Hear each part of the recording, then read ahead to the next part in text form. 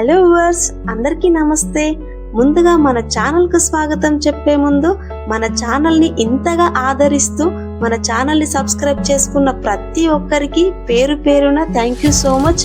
ఇంకా ఎవరైనా కొత్తగా చూస్తున్నట్లయితే మన ఛానల్ ని మాత్రం ప్లీజ్ సబ్స్క్రైబ్ చేసుకోండి. ఈరోజు మనం ఈ వీడియోలో మహానీయుడు ఎన్టీఆర్ గారి సమాధి అయితే చూడబోతున్నాము. హలో హాయ్, ఈరోజు మనం సీనియర్ ఎన్టీఆర్ గారి సమాధి దగ్గరికి అయితే వచ్చాము. ఆల్రెడీ అందరూ చూసే ఉంటారు, ఎవరైనా చూడకపోతే మాత్రం ఒక్కసారి చూడండి ఎలా ఉందో ఆర్కిటెక్చర్ అయితే. చుట్టుపక్కల కూడా చాలా గ్రీనిష్ గా అయితే ఉంటుంది. మనకు పిక్స్ తీయడానికి కూడా చాలా సూపర్ లొకేషన్ ఇది. ఇక్కడ చూడండి, దాని వెనకాలే మనకు సచివాలయం కూడా కనిపిస్తుంది. ఒక్కసారి క్లీన్ గా అబ్జర్వ్ చేశారు కదా. ఇక్కడ చూడండి, నందమూరి తారక రామారావు గారు అయితే జనవరి 18, 1996 లో అయితే మరణించారు.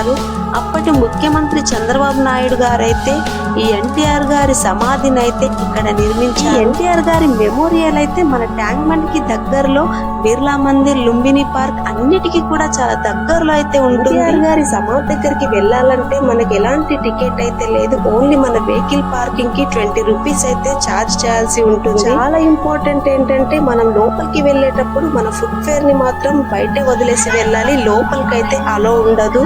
ఇక్కడ చూడండి ఎంత మంది విజిట్ చేశారో. ఇంకా వీకెండ్ టైంలో అయితే చాలా మంది వస్తారు, ఎందుకంటే ఈ ప్లేస్ అనేది చాలా పీస్ఫుల్ గా అయితే. ఎన్టీఆర్ గారు 350 పైగా చిత్రాలు నటించి కొన్ని సినిమాలకు నిర్మాతగా కూడా ఉండి ఎన్నో అవార్డులను అయితే అందుకున్నాడు. చెప్పాలంటే ఎన్టీఆర్ గారు రాముడు, కృష్ణుడు వంటి పాత్రలు నటించడం వల్ల మన తెలుగువారి హృదయాలలో ఒక ఆరాధ దైవంగా మాత్రం నిలిచిపోయారు. ఎన్టీఆర్ గారి జయంతి మే 28న, వర్ధంతి జనవరి 18న ఖచ్చితంగా వాళ్ళ కుటుంబ సభ్యులంతా కూడా వచ్చి ఈ ఎన్టీఆర్ గారి మెమోరియల్ దగ్గర అయితే నివాళులు అయితే అర్పిస్తారు. చూడండి కనిపిస్తుంది కదా, ఇదే ఎన్టీఆర్ గారి సమాధి అయితే.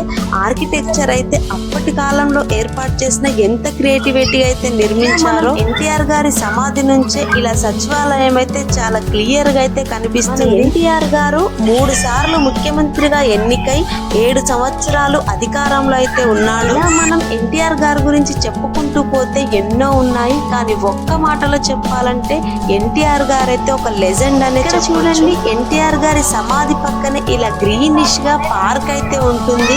ఇలా ఎన్టీఆర్ గారి మెమోరియల్ దగ్గరికి వెళ్ళినప్పుడు నాకైతే ఒకటి అనిపించింది, మనం బ్రతికినన్ని రోజులు గొప్ప వ్యక్తిగా కాకుండా ఇలా అందరి హృదయాలను గెలుచుకునేలా బ్రతికితే చాలా కదండి. ఇప్పుడు ఎన్టీఆర్ గారు చనిపోయి చాలా డేస్ అయినా మనం ఇంకా ఎన్టీఆర్ గారిని గుర్తు పెట్టుకొని ఆయనను అభిమానిస్తున్నామంటే ఎంత మంచి పేరు పొందాడు. గొప్ప వ్యక్తులను దృష్టిలో పెట్టుకొని మన జీవితంలో కూడా మనం ఎదుటి వారికి మంచి చేయకపోయినా పర్వాలేదు, కానీ చెడు మాత్రం అస్సలు చేయకూడదు. ఎందుకు చెప్తుంది అనుకుంటున్నారా?